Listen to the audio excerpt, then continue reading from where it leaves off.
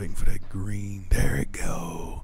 What's going on, ladies and gentlemen? Welcome back to another edition right here with your boy Red One on Red One's Radio. Appreciate everybody for stopping in tonight. So far in the side chat, we got Miss Peaches, Brabtastic, Leaky. What up, man? Chronicles, Miss Fish over there in the side chat. What up, Fish? Oh, I'm just kidding. What's going on, Fish? Today, ladies and gentlemen, we got Mr. Fish all the way from the beautiful country of England over there in London where he resides. So welcome to the show, Fish, man. How you doing this early morning? It's all good, apart from being woken up out my bed at some ridiculous hour. Right. I apologize. Silver Surfer Tim, how you doing? Jeff Moore, what's going on, man? So let everybody know, Fish, what time it is out there right now. 3:32 in the morning. I actually sofa. I didn't even bother going to bed. Well, you know, yeah, I get it. I've been having a handful of late nights here recently. Brad Dittman in the side chat. How you doing, brother? Welcome to the stream. So, Fish, what do you want to know? Man, I want to know a lot of stuff, but only got so much time to ask questions.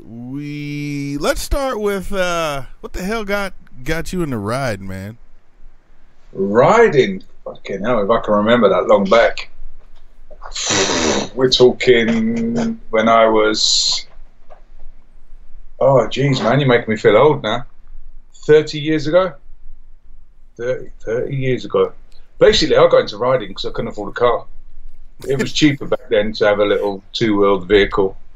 You know, okay. Go on. No, that's funny because, like, here in the U.S., if you can't afford a car, you just, like, hop rides from people or fucking get on the bus or some shit if you're lucky enough to have that. So it's just kind of funny. No, I was never been a big fan of buses. I'm not a fan of my fellow public. Okay. So you picked up a bike. What was it, if you remember? It was I don't know if you ever heard of a company called Thomas. No, negative. It's like a little step through automatic 50cc 2-stroke. I'm not sure if it had fucking, like bicycle pedals that you started it with. It might have one of those. I'm not actually sure if it did have the pedals or not. It definitely had a kickstart, so probably didn't have the pedals. But I think it had a kickstart with like a bicycle pedal attached to it. Okay. So some weird thing. Right, and back we bought it. I bought it from a friend because he had it in his shed. But he bought it from a magazine, the back, like a catalogue, where you get clothes, furniture, and then for some reason back then they did little 50cc bikes as well, which is, so that's how it all started. Illegally, I must add. Sorry, I didn't have a license for it. Oh, yeah, let's just say I yammy noobed it back then. Yeah. If y'all don't get that, I don't know what you're doing with yourself. But big shout out to everybody that just popping in. Jaeger Troop Moth, man. Scotty Don't. Who else is out there? Angie Throttle. What's up, man? Appreciate you guys for coming through. So, all right. So now I got the gist of like how you started or why you started riding. But what has kept you riding? Because I mean, I know you've been through an accident here and there, But what has kept you riding, I guess? Well, you ride, so you know what keeps us riding. It's just, you just love two wheels. I mean, I like cars, don't get me wrong. I like cars, but I love bikes. Agreed. I lived without a bike in my life. Well, since starting riding, I probably not had a bike for 4 years out of those 30. Oh, wow. Oh, 5 years out of those 30. And I gave up. The only times I gave up was after big crashes. And then I said I wasn't going to ride again. But here I am. Right. Can't keep away. Yeah, that is true, man. I've been down. I've had one major accident, and I mean, it never crossed my mind to think like, oh, I'm not gonna ride again. But I could see where you know, a big, you know, something really major goes down, and you know you're down for half the year or a handful of months or whatever, and then the moment you're like able to kind of run and jump again, you're like, you know what, I could probably fucking ride. So eventually that want comes back. It's a weird thing. You can't explain it to anyone but bikers. Okay. I mean, no one will understand it. That is true. That is true. We're a strange bunch of people, let's say. We're not exactly normal. Agreed. That is. Yeah, because I mean, think about it. Like, could you get somebody to jump out of the back of a truck bed at like 20 miles an hour and then fucking scrape themselves all up and then get them to do that shit again? Like, no.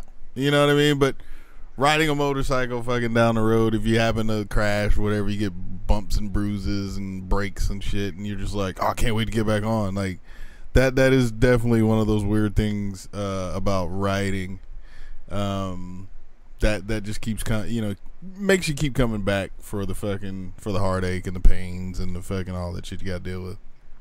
Well, that's the thing. I mean, and if you look at a lot of people that come off, if it's sort of like, if they're not that injured, first thing they do, kill switch, save the engine. They don't count their fingers, they don't count their toes, it's kill switch. Right. Save the engine, first thing. I think one of the first things when I had the big crash, I think one of the first things I asked the policeman was, what's my bike like?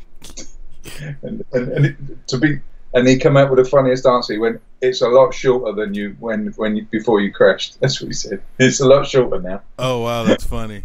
Yeah, I mean that is. I mean, I don't know why that's funny, dude. Like, none of us, for the most part, if we're able to walk and move around and shit, we don't immediately fucking look at ourselves and be like, all right, dude, I got my fingers, I got my toes, left, right. All right, we're good. You know, no, it's the first thing. If you're able to talk and have a conscious thought, it's like, dude, where's the bike and is it okay?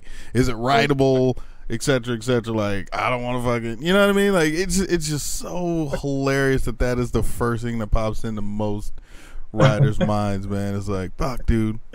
It's crazy. I mean, if you watch some of these the vlogs not the vlogs, but the motorcycle crash videos where people come off, especially in the States where there's a group and they're around the canyons, there'll always be that one guy. A few people will run to the guy, and the other two will run to the bike. Right. There's always someone that goes to the bike. Like even I saw the footage of when Hot Wheels and fucking Hot Wheels was pissed. So, but when Hot Wheels and his wife crashed, like, she stayed next to the bike and was like trying to like kind of deal with the bike while Hot Wheels is like fucking yelling at this chick that fucking cut him off and hit him and shit. It was just kind of funny because she's not the rider, you know what I mean? She was just the passenger, but I guess in a way, you know, being so close to her husband, she knew that, like, you know, the bike is one of the most important things, and it's like she knew she was okay for the most part. So yeah, it's just funny. Save the bike. Well, she figured she can get a new fella, but she's going to struggle getting a new bike. Oh, that's so true. Side chair, is he? Not yet. I don't know. How was we out there? So, he must be sitting on the couch in the garage by now. Well, yeah, it's a little early still, man. You know, it's almost 8 o'clock here. It's a little early. It's not time to have some shots. Just. Oh, you're only coming up to what, 20 to 8, 20 minutes to. Yeah. But so, anyways. So what's going on with you currently, man? I know you're not currently riding, and I'm pretty sure there's some people out there that are unaware of what's going on with you. So if you'd like to just explain to them the reason why you're currently sitting on the bench right now, literally. Right. Basically, I won't start at the beginning. I start way back when. Sit comfortably, children. No. Basically, I've got 3 discs in my neck that are disintegrating. It's called degenerative disc disease. Huh. So it means the discs basically start wearing out, disappearing. So I've got 1 that's a problem, 2 that are going, but 1 that's really a problem at the moment. It means the disc doesn't pad out between the bone on the neck joint. So it rubs on the nerve that controls my right arm at the moment. So a lot of pain, and my hand can go absolutely dead at some point. So it's not pleasant. I'm on so many tablets. I mean, I did manage to ride at the weekend. I went down to Spicy 110's meet up, which is about an hour's ride down there.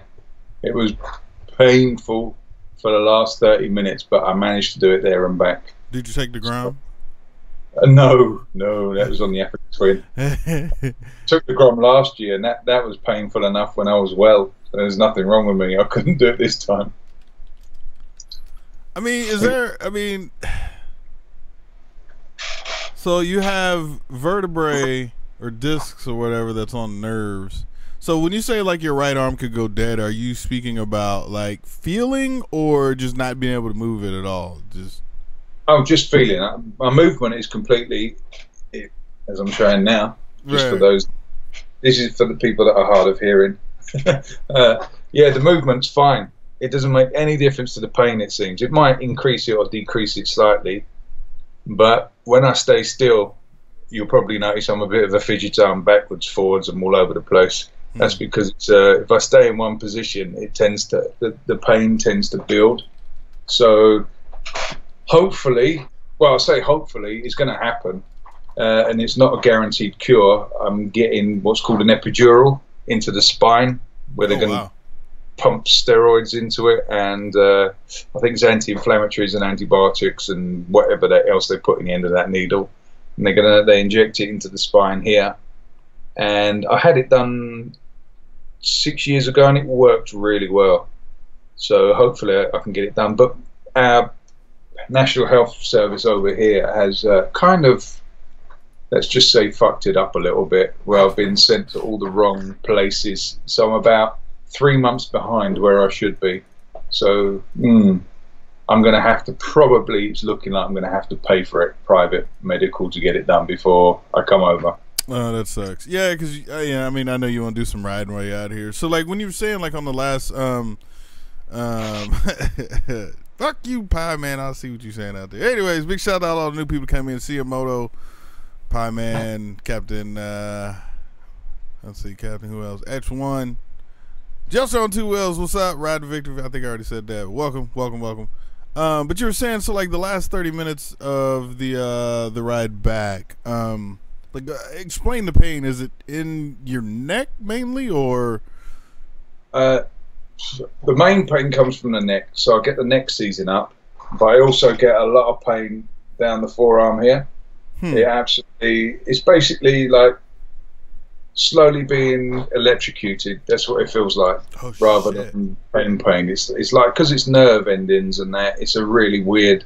I don't know if anyone's had sciatica. I think it's like sciatica. A lot of people get it with their leg, like lower down in their back, where they can't move their legs and they collapse. It's basically the same as that, but I get it in the neck.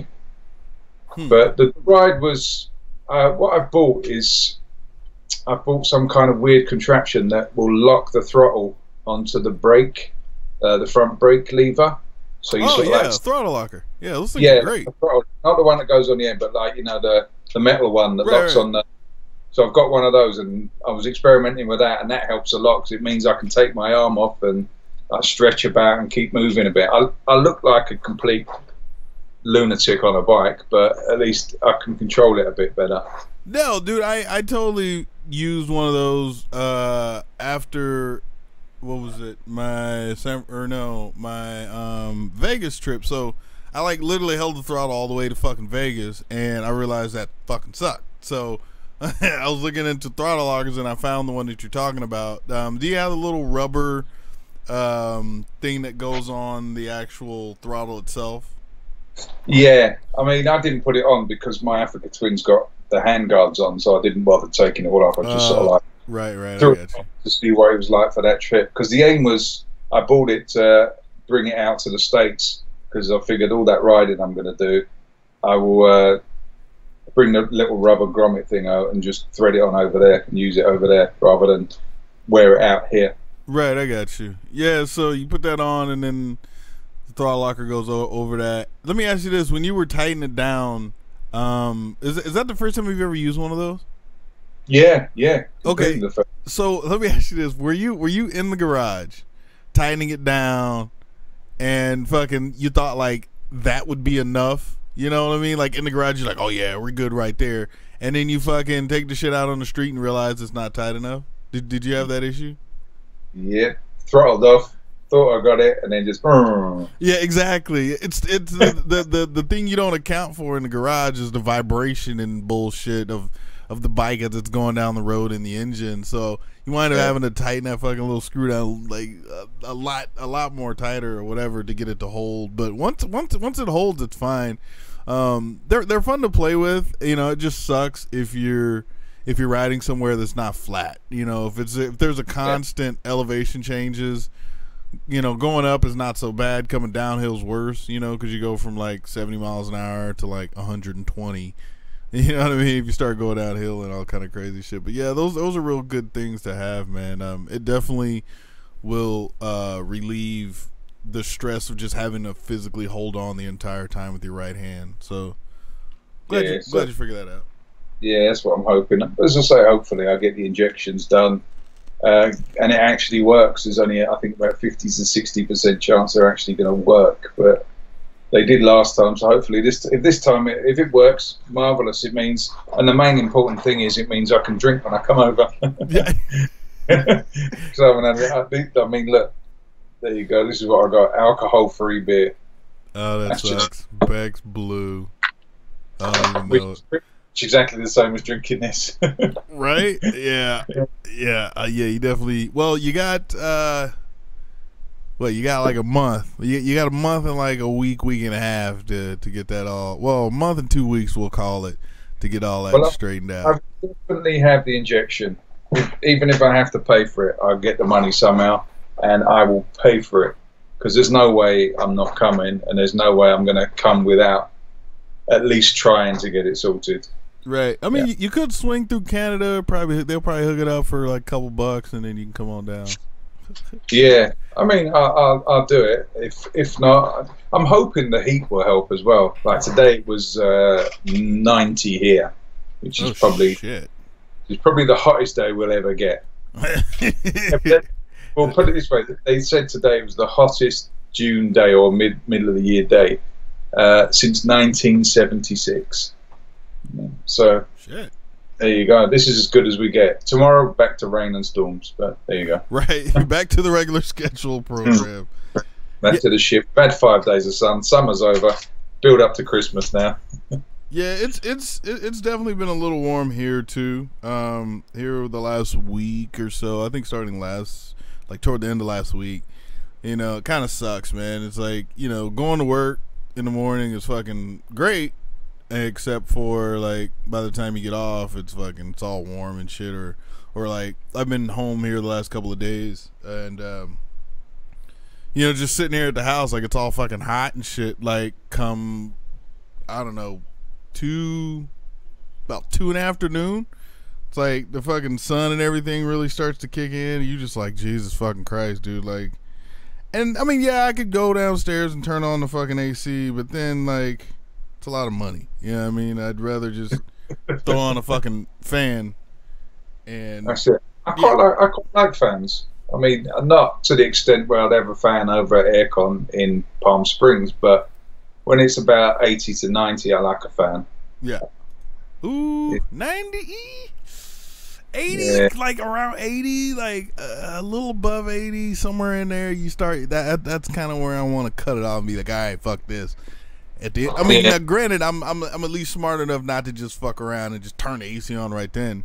I'll fucking, you know what I mean? Like I'll wait until night and then turn the shit on. That way, it's fucking at least cheaper to cool the house down versus like middle of the day and it's all fucking hot. But, so yeah, SCMM, man. You other than the shot and stuff, you gonna be ready, man? You got the bike squared away and. Yeah, bike is done. I've got that. So you going another couch, or what are we doing this time? No, I'm on well, I say I'm on her. I don't know until I get there. I thought I was on the last time till I got there. I've hired or rented what have I got? A Triumph Tiger 800. That's what I should have. Oh, nice.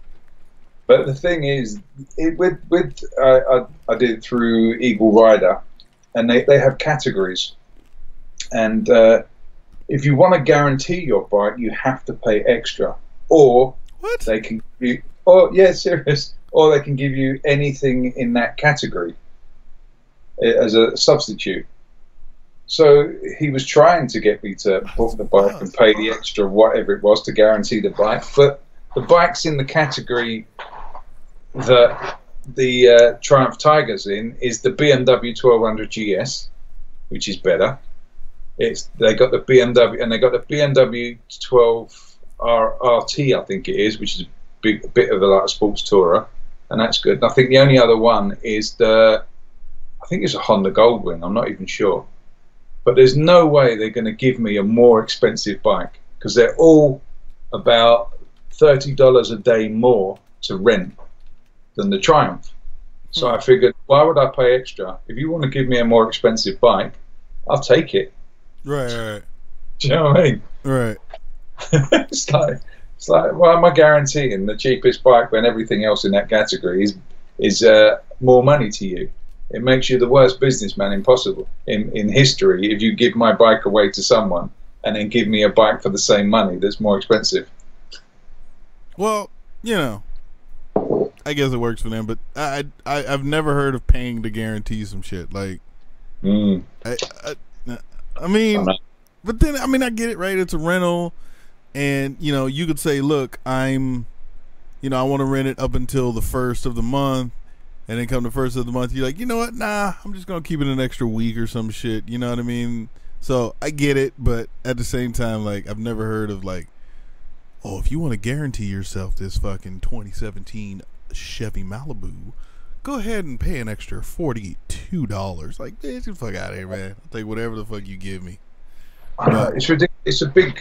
It's an absolute con, basically. Motorcycle rental is a bit of a con. Compared to cars, it's outrageously expensive. I mean, I could have saved myself $500 to $700 if I would have gone and rented a SS Camaro convertible.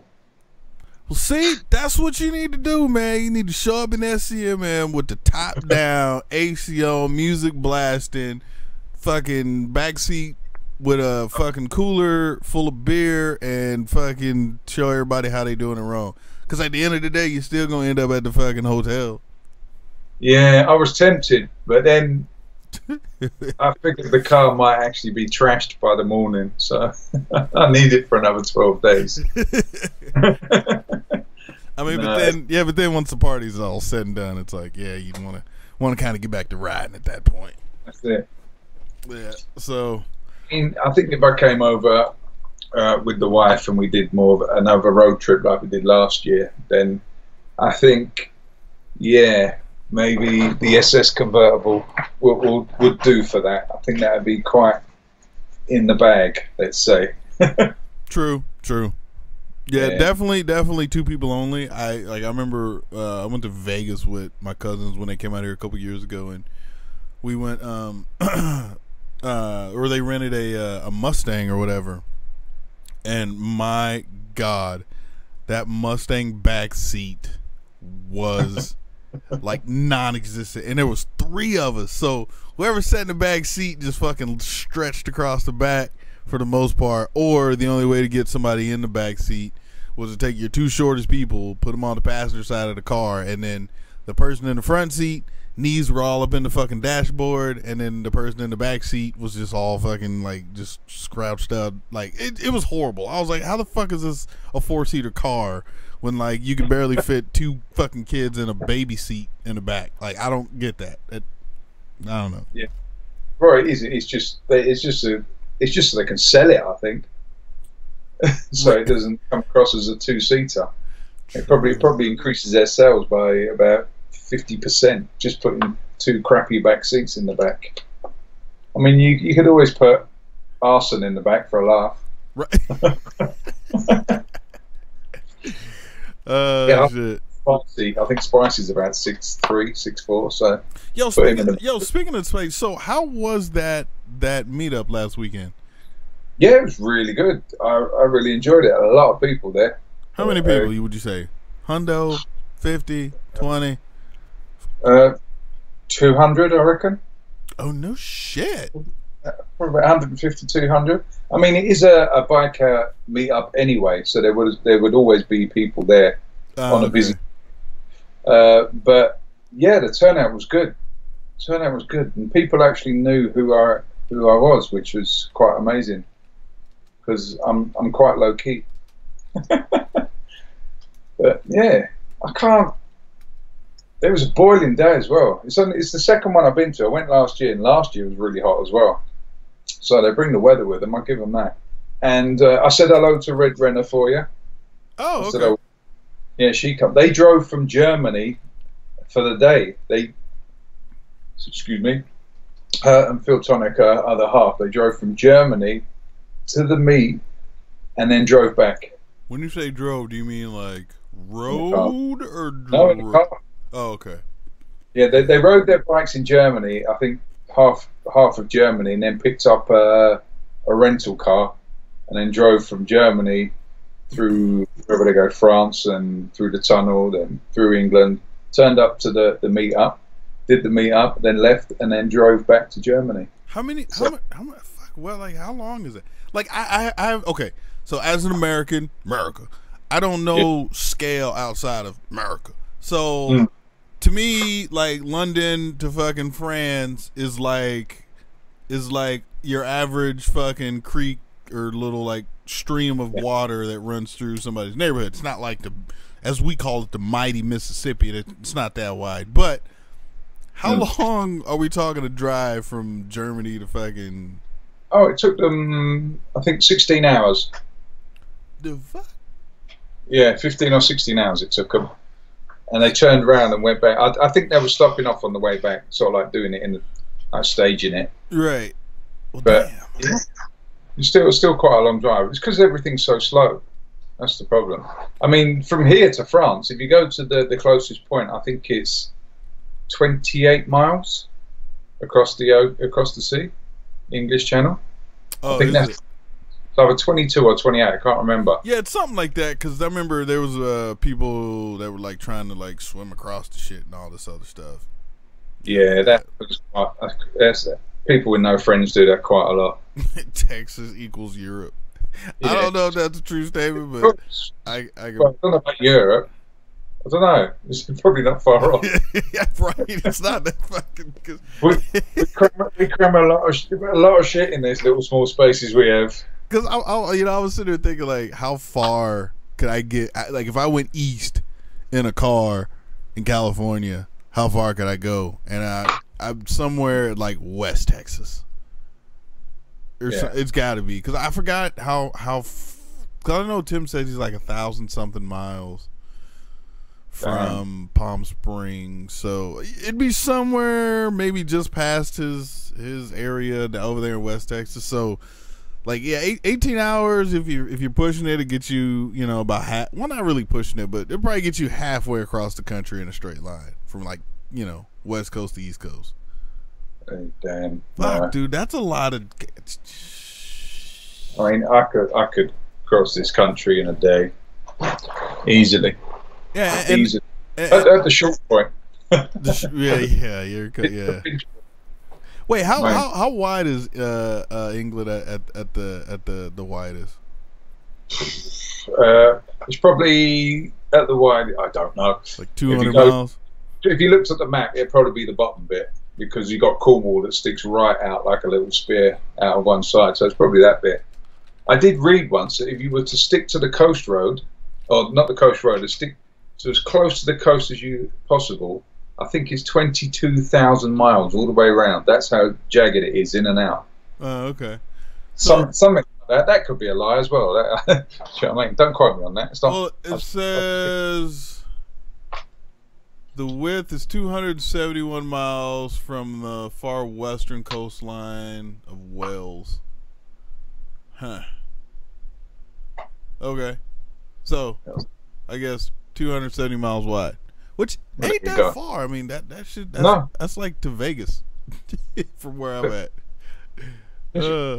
No, it's got to be more than that. Is it not? Is it more? No, I don't know.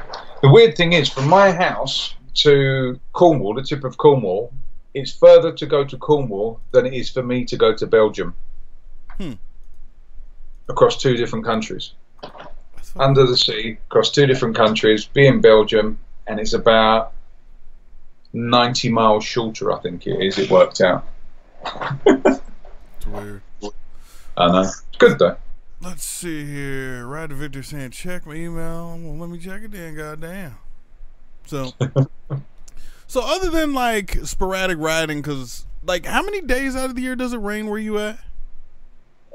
It'd be easier to ask how many it doesn't. Oh. It's not the rain that's the problem. It's the drizzle. We have drizzle where it doesn't quite rain. It's just wet. Like I prefer, if it's going to rain, rain properly. Right, I got you. But we get that fucking, it just goes grey, nasty. But probably statistically, it's probably not as bad as everybody makes out. It just seems like that because you don't get periods where it's just like in the summer you're not going to get like 8 weeks of sunshine. You're going to get, we had 5 days of sunshine, then we'll probably get 5 days of rain. A day of sunshine, day of rain, couple of days of sunshine, 1 day of rain. It's so all over the place that it tends to sort of like, it breaks you down with its rhythm, so to speak, rather than actually raining all the time. Then, okay, so then on the days that it's raining, is that what, fucking chain maintenance day? Or, I mean, what do you do? Like, ride. I ride every day. I ride to work and back, so no matter what the weather. I mean, I've even ridden in the snow, so not a lot really stops me from riding. I don't like doing it. Well, that's why you have the ground to ride in the snow. Worst case scenario, it's the ground. I mean, I don't know, because I've taken all the back of the grum off. Oh, I can't ride wet because the back wheel just throws all the water over my head and up my back. So I've got to find a way of stopping it, because I was going to use that as a like little hack thing. I might actually sell it. I'm not sure. I'm not. I'm sort of like, I'm at the stage now where I've kind of had my fun. I got you. I like it. I was explaining to someone at the spicy meat. This is how weird you get as a biker. I was actually in the garage the other day, and I was just patting it like it was a little pet, stroking it. I haven't ridden it for 4 weeks. because I was thinking of selling it, and I thought I'd go and have a look, because it's in my mind. I went in there and had a look at it, and I was patting it, and I looked at it and I went, I can't do it. I can't sell it. Oh, so that's funny. It's so weird. Grown man as well. Well, grown man physically, not mentally. Nah, I don't know. See, because I went, if I can sell it, then I've got more money to put towards something else. Something else, right? Yeah. Or I can get something a bit worse and keep it. So, and because I was looking for something to ride in the bad weather. Huh. This is the problem. Because I bought the Africa Twin, I thought, oh, right, it's an all-weather bike. It's an off-roader. It looks good when it's dirty. But now I've got it. It's like, no, I don't want to ride it in rubbish. It looks good. Right. But I don't know what I'm going to do bike-wise. We'll get there. I'm going to get SCMM out of the way, and then I'll decide.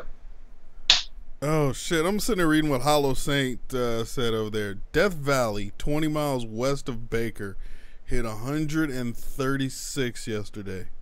Fuck. I mean, it was hot enough last year when I went there.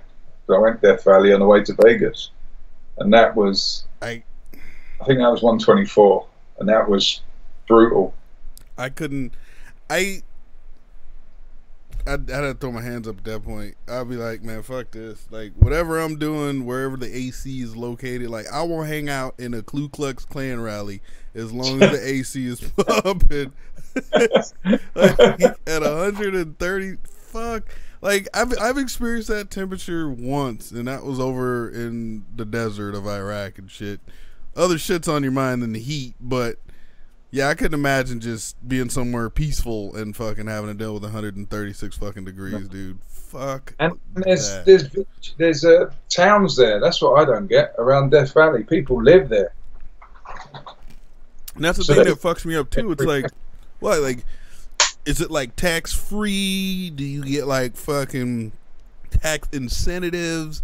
Like, do you have like how the fuck did you end up somewhere where it's that goddamn hot? Like, I don't get it.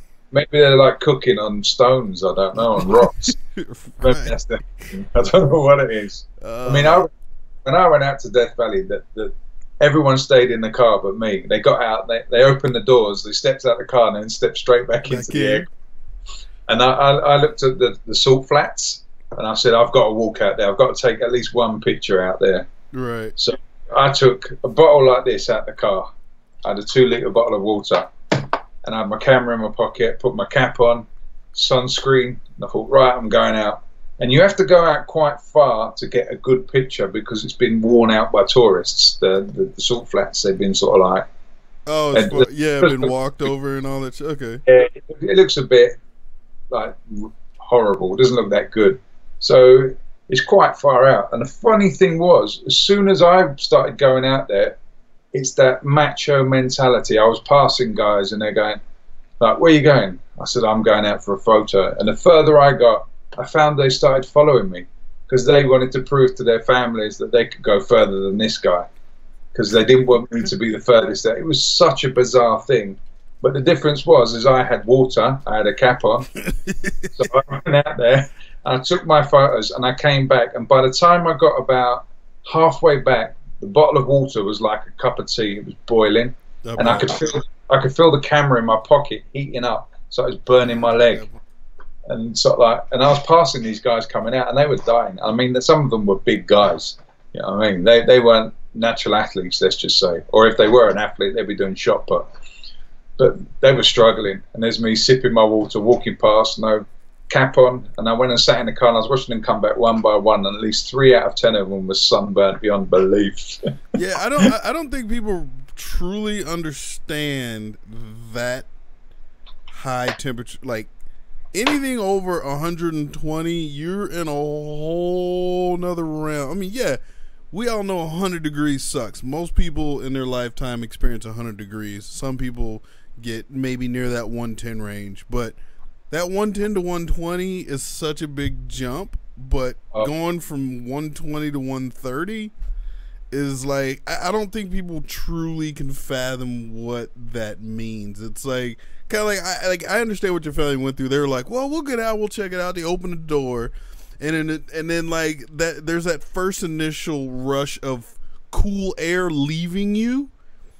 Yeah. And then you get about 2 steps into it, and then it's like all heat, and you're just like, yeah, fuck this. And then you just turn back around, and then by then it starts to hit your stomach, and you feel like you want to, like, you know, kind of fucking dry heat and shit. And you're like, yeah. By then you're sitting back in the car, you're closing the door, you're like, fuck me, dude, this is game over. I'm done.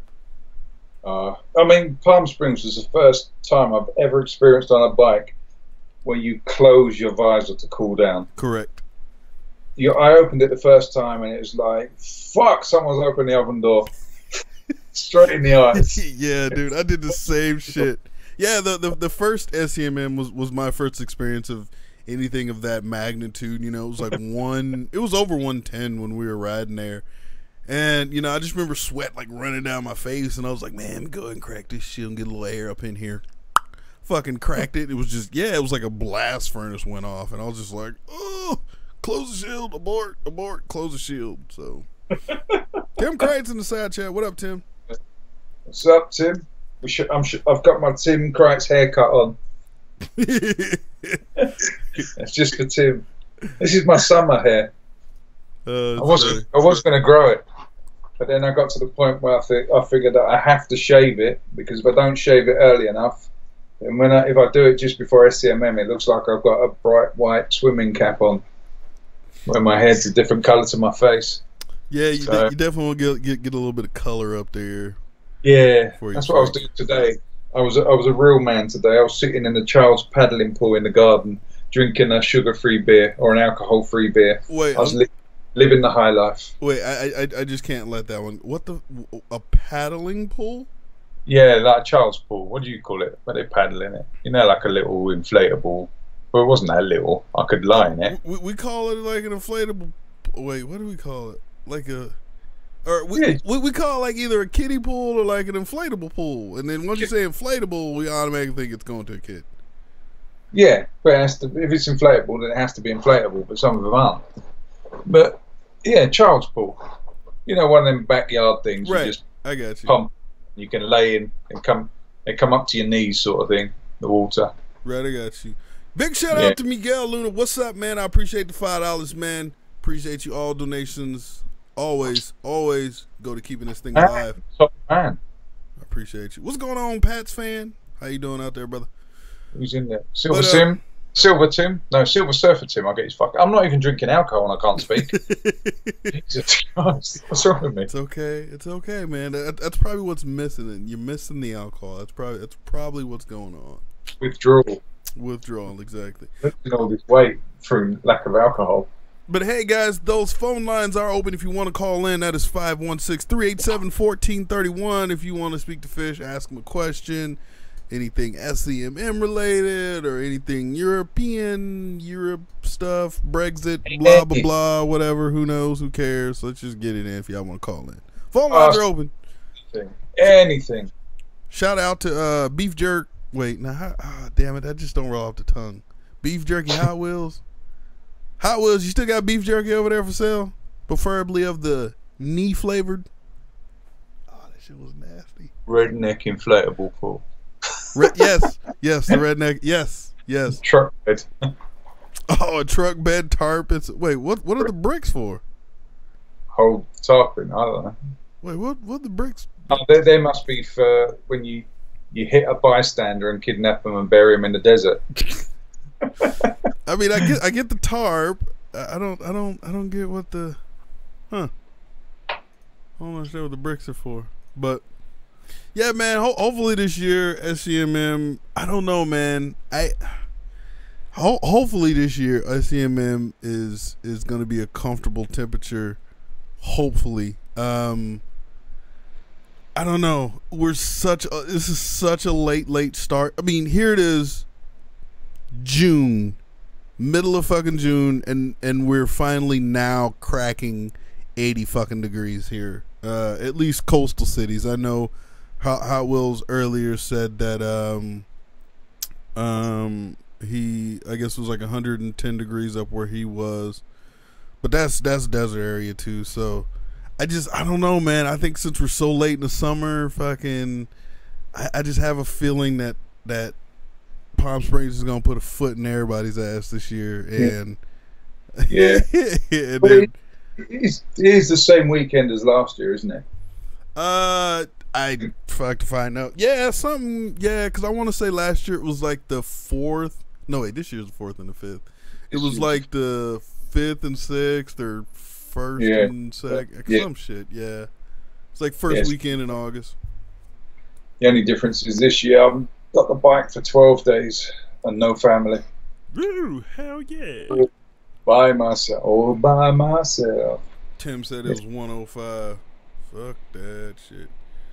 I just got a few Mr. fans. Huh? See, we don't even have aircon here. I had aircon in my last house and I never turned it on.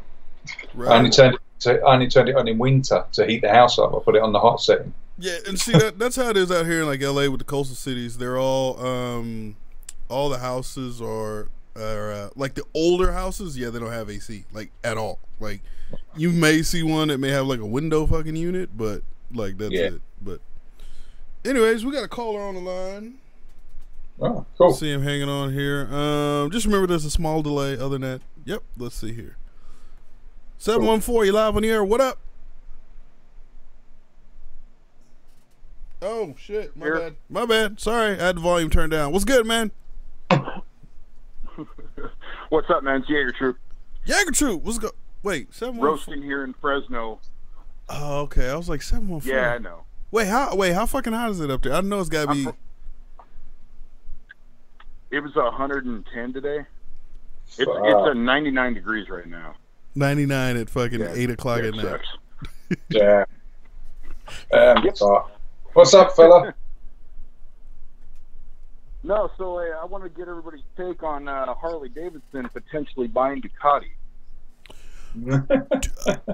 If they haven't heard, if Harley Davidson might buy Ducati.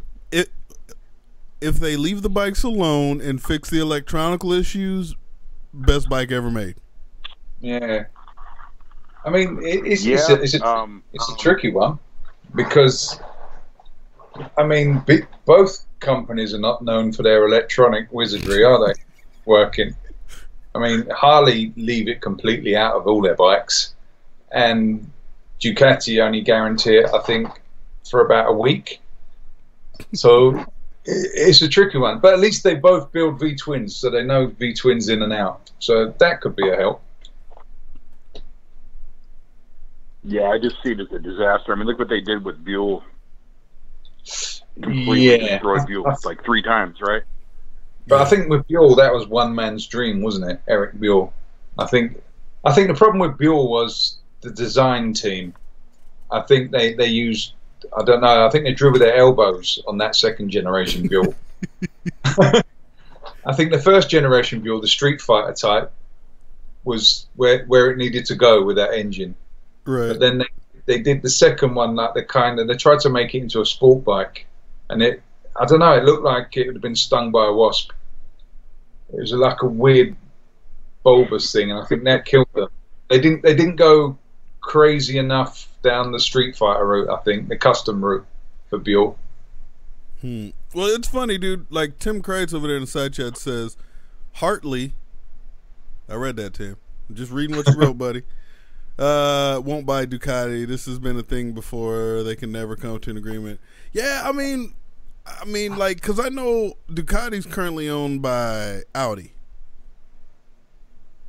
So why would Audi get rid of by default? What do you mean? Well, it's owned by Volkswagen. Volkswagen is the holding company of Audi. Oh, okay. So I see what you're saying. they're liquidating. It's like $1.7 billion to sell Ducati. They're liquidating to cover their ass on the whole Dieselgate. Is that what they're calling it? The whole problem they had with all the importation of the new small diesel engines. Oh, making way more power than they're supposed to be, or some shit. Something They like that. lied not meeting emission standards. Yeah. Okay. Yeah. Gotcha.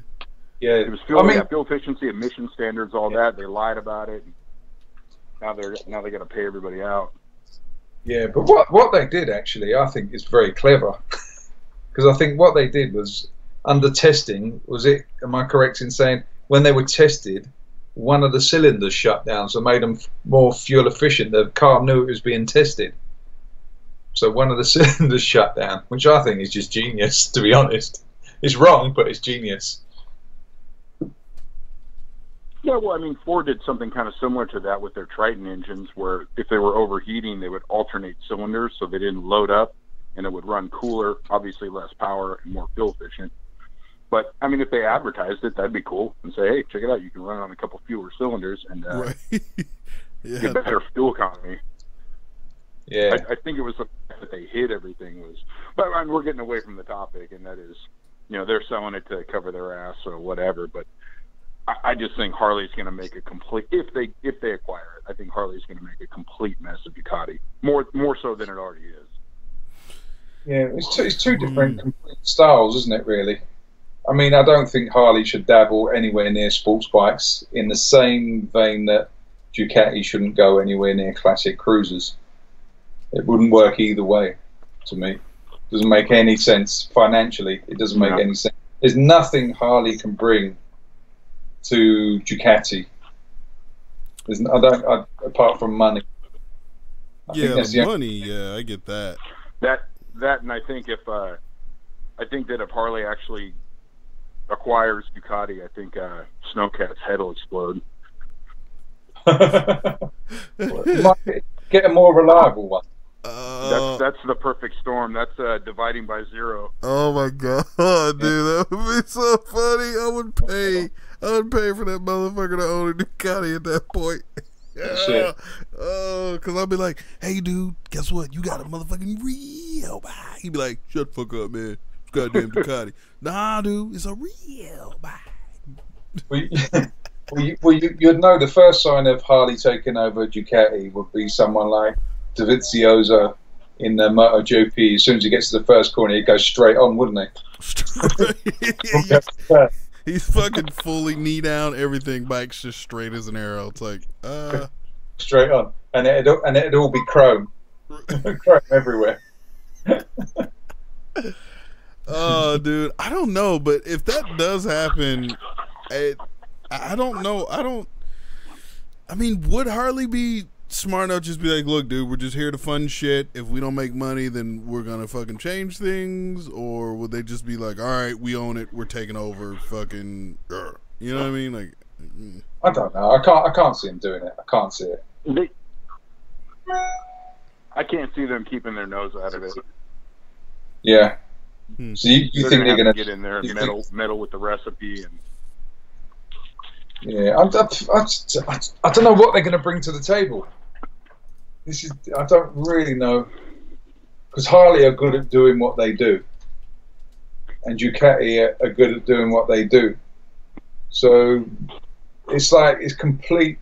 I mean, they say opposites attract, don't they, in life? So maybe. Oh shit! Yeah. No. Yeah. Only time will tell. Yeah. Hopefully not, I'd say. Hopefully not. Right on, guys. Thank you for calling, anyway. You guys, and hey, no problem. All right, later, brother. Stay cool out there. Yeah, man. Later, man. Oh yeah. You know, I saw something. It was another vlogger. God, what was his name? Knight Rider, and it was kind of back to the Eric Buell thing. So I guess EBR Racing is like liquidating all of their shit, right? And he was talking about how, like, even the fact that they're fucking liquidating every goddamn thing, that how much or how fucking costly shit was too. He was like, you're trying to sell shit, but you're still trying to charge like damn near nil, like retail fucking price or whatever. Like, that don't make no fucking sense. So I don't know, maybe Eric Buell is not such a good businessman. Maybe he just needs to be owned by somebody and just design bikes in the background, maybe. Yeah, well, it seems that way, because Buell started off really well. They sort of like took what was essentially a fraud bike, the Sportster, in the name. I don't know how you can put a name Sportster on a bike that doesn't handle, but there you go. And they put it into a bike and a frame that actually worked. And I mean, and that disc, the brake disc on the rim, looked fantastic when that came out. And I think there's oil in the frame as well, if I'm correct, if I remember correctly. The gas tank, well, I know the one that I rode, the gas tank is in the frame. I'm like, wait, what? Oh, was it the gas? I know something was in the frame. Yeah, it's a gas tank. But they were fun bikes. I mean, again, they didn't really handle that well, but they handled better than the donor bike. Mm-hmm. You know, I mean, they had 17-inch wheels, they had a shorter wheelbase, they were quite stocky. They were fun. They were fun bikes. You know, I mean, they shook your arms to bits, but they were fun. Yeah, I mean, like, I had a great time riding that 12 some shit, 1200. Yeah, it was like real short wheelbase, and it had like some Q3s on it. And I remember, like, when I took off down the road and I had to turn left or right, like, felt weird. I'm like, is this thing gonna like, is this dirt bike? I mean, not dirt bike. Is this street bike like esque, or is it still fucking cruiser? And I gotta like fully turn the handlebars one direction or another. Like, I didn't know, and so I was kind of like being all fucking scared and shit, like on the first corner. But then, like, after finally getting up to speed and just kind of weaving the bike left and right through the lane, I was like, oh, it's a fucking regular bike. Well, we're good. Yeah. So yeah, it's sort of like it's like a puzzle. You look at the engine and then you have to figure out how to ride it. And you work out it doesn't ride how you imagined that engine should ride. Right. In your mind, it's a Sportster. Yeah. And then, like, so I've never been on anything that type of style or whatever. So I was, the hell is that? I was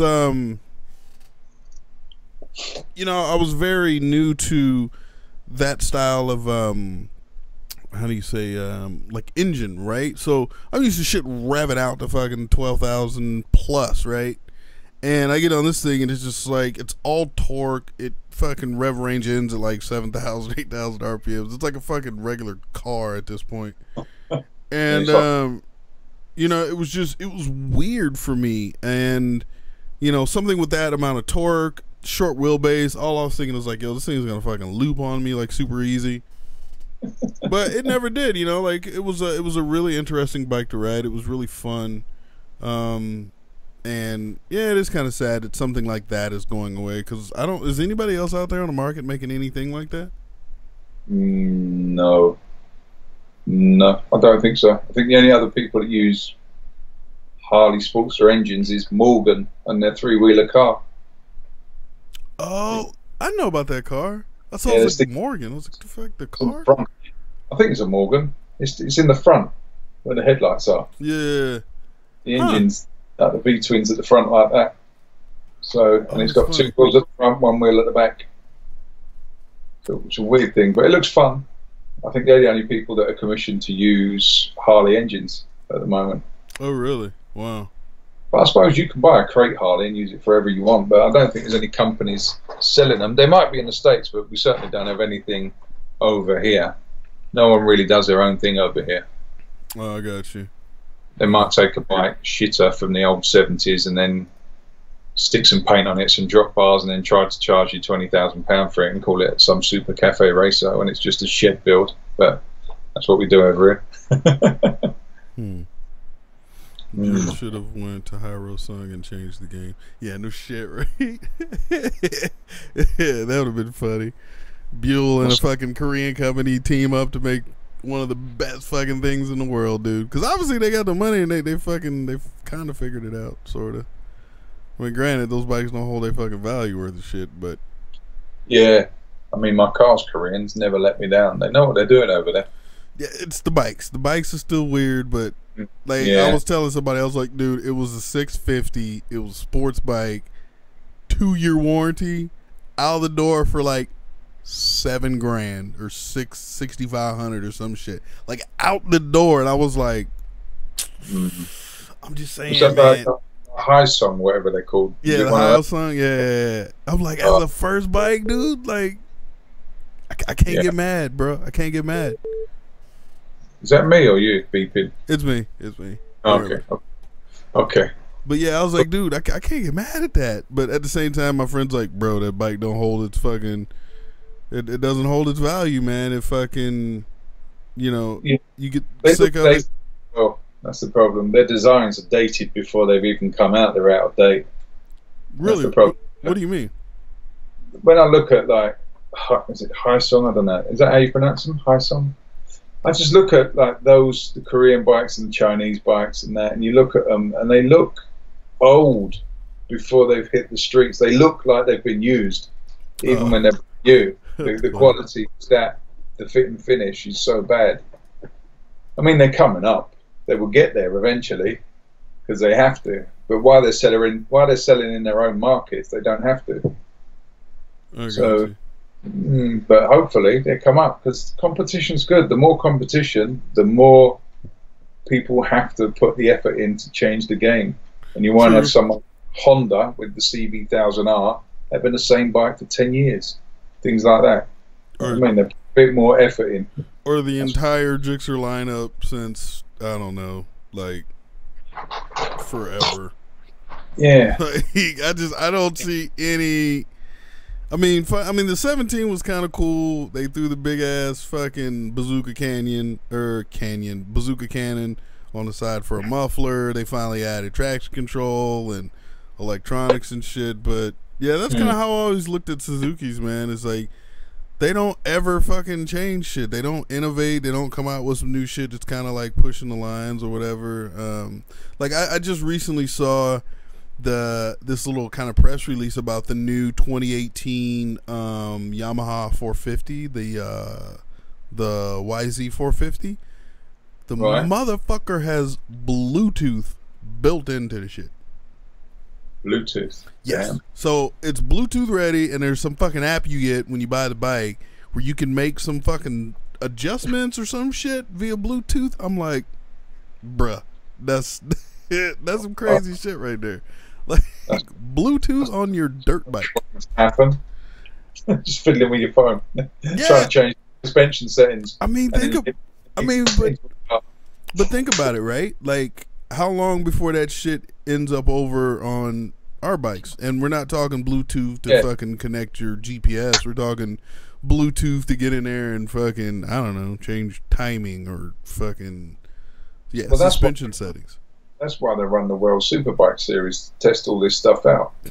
Right. I mean, I remember when slipper clutches came on World Superbikes, and it was like, wow. And then they started filtering down onto the road bikes. Wait, what the fuck are slipper clutches? I'm sorry, I'm young.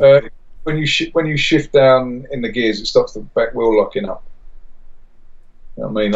If you don't have if you bang down the gears too much, your back wheel will slide all over the place. Hot.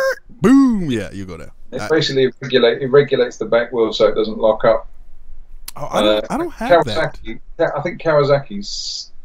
I think they were the first to bring it in. I think maybe the ZX10, the original ZX10, I think was one of the first to bring it out, if I remember correctly. Again, I might be wrong. That's interesting. Yeah, I definitely know I don't have that because, you know, I have picked the wrong gear and fucking let out the clutch and then fucking RPM shoot to the goddamn moon. I'm like, oh, clutch back in, upshift. I miss it. I think my Africa Twin's got it. I think it's in with the traction control package. I think it works because I haven't managed to lock the back wheel up on that. But I used to like it. I used to like locking the back wheel up. When I had the Ducati, I used to like going into a bend and you'd bang down on the gearbox and the back would slide and it'd sort of like line you up for the corner. It'd drift out nicely to get you into the corner so you could sort of like lay it down, guide it around the corner, and then because it's a V-twin, you give it the power out. So it's slower in and faster out because it's a V-twin rather than fast in and slower out. But yeah, I used to like it. I miss it. I mean, I probably would have crashed it more. I only crashed it the once. That was enough. The Ninja 300 and the Versus 300 have slipper stock. Wow, that's fucking crazy. And Tim said Suzuki and Kawasaki shared technology and R&D for a decade or so. Huh. All right. Well, you know, Yamaha have got the you call it FZ. We call it the MT range. FZ. Right. Those two engines, the triple and the twin, the 7. You know that they're their engines now for the next 10 years. Yeah, you got a point. Yeah, that would be best because the next one will be a little Tenere. I'm sure the 700 Tenere is coming out to replace the 660 Tenere. If they should bring out a Supermoto with that MT-07 or the FC-07 engine in, a proper kind of Street Fighter Supermoto. I think it'd be excellent. Yeah, Supermoto would be nice because I already know because you see videos as soon as they downshift, let out the clutch, it's just the ass ends fucking sliding out, and they're like, "Oh, get ready for this turn," you know, like looks cool. They are so much fun, Supermotos. Yeah, I mean they're ridiculous fun. They're so uncomfortable, but they're ridiculous fun. Yeah, I'd say the fastest bike I've ever owned across London was a Supermoto. Wait, no shit? Yeah, through the traffic. It was just monumentally quick. But you could just throw it any direction and it just went. Yeah, I was talking to Snowcat and he was telling me how nimble like that 701 was. He was like, dude, that was a perfect thing to take through a canyon. He was like, dude, I had so much fun on that. He was like, you know, I still love the Super Duke, but he was like, dude, being on something that light, on sports tires and everything, like he was like, dude, it was fucking perfect, man. I was like, really? He's like, oh, dude, I was so much faster, so much more confident, like so much room for error and mistakes and shit. Like, I mean, except going wide. You go wide, you're just but it kind of made me think like, damn, dude, I need to fucking get on one of these, but I don't know anybody who's close to me that has like a fucking Supermoto. Yeah, you should do it. They are so much fun. It was a Husqvarna that I had. It was a 650. I think it was a 650 old single, and it vibrate. It used to vibrate the backlight off, so I had to tape the backlight on and the bulb in, because the bulb would fall out, then the back lens would fall off. Oh, that's funny. Just used to shake everything off of it, and it was so loud. It had straight through pipes on it. The thing that single straight through pipes on it, going through London at like 4 o'clock in the morning. I mean, it drew attention. That's funny. Hey, if you guys want to call in, man, that phone number is 516-387-1431. Man, I'd like to hear from you guys. Hot Wheels is over there doing the dabs. Got a stunner shades on. Just be safe over there, Hot Wheels. Take care of that knee. Yeah. You need to concentrate, grow that skin back. Right? Exactly. Actually, he should be good by now. When I first said that shit, I forgot to look at the chat to see what his fucking reply was, but Hot Wheels has it covered. Yes, Hot Wheels does have it covered. Oh, man. Run some new legs. So, when are you going to do an LMM, London Motovlogger meetup, sponsored by Mr. Fish? No one would turn up. If I came, I would turn up. I'm just saying. Yeah, it's completely different over here than it is in the States. You guys will get together. Over here, no one wants you to be successful. They want you to fail. It's weird. It's a really weird way. I mean, Spicy's one's good, but he was sort of like one of the first over here. So he's been going a very long time. Whereas me, I'm a nobody. No one wants to know me. It's really sad. Well, if you guys want to get to know Fish, man, make sure you check that doobly-doo in the description down below. You can go check out his channel, see his rain vlogs, see his talking shit on stuff. Yeah, them random joints. Oh, man. Fucking... Yeah. Ignore the backpack reviews and that. I just had nothing to film those weeks. But yo, you know what's funny though? Like, I don't like after seeing some of your videos where you're dealing with some of them cars over there. I'd be kind of nervous to deal with the traffic that you guys not traffic per se, but like the randomness of traffic, I guess, because like.